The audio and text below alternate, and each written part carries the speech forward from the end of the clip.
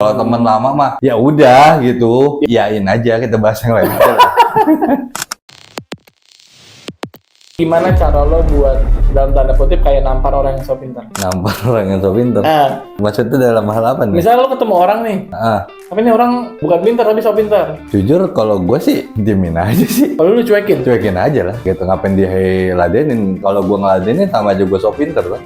Tapi kan risih. Ya biarin aja lah, masing-masing lah. Kan orang masing-masing lah. Mungkin dia baru proses gitu kan. Masih dangkal kan, emang biasanya kan bunyinya nyaring. Yang semakin dalam malah. Makin dalam ya makin nggak ada suaranya kan.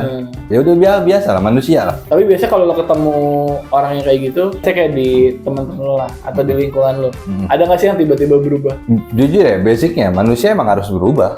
Ketika lu udah lama nggak ketemu temen lu dan temen lu masih itu kayak pola pikir seperti itu, berarti ada yang salah. Tapi bukannya kalau kita, misalkan nih, kita ketemu teman SD lagi nih, pasti kan kita pola pikir kita atau tindakan kita bakal balik lagi ke memori itu? Nggak juga belum ya? tentu. Mungkin ya ini tergantung juga angle-nya ya. Kalau perspektifnya emang cuman kayak mau nongkrong doang atau gimana kan paling flashback dulu lah gitu. Dikit. Tapi kalau emang ya konteksnya emang kita mau ngobrol yang lebih dalam kan, udah lama nggak ketemu, tapi kalau pola pikirnya dia yang masih di situ-situ aja, kayaknya ya ada yang salah lah gitu. Emang harus berubah lah gitu. Lu dulu sempat mention katanya kalau misalkan tidak memberikan impact atau effort ya udah tinggalin aja, ngapain di.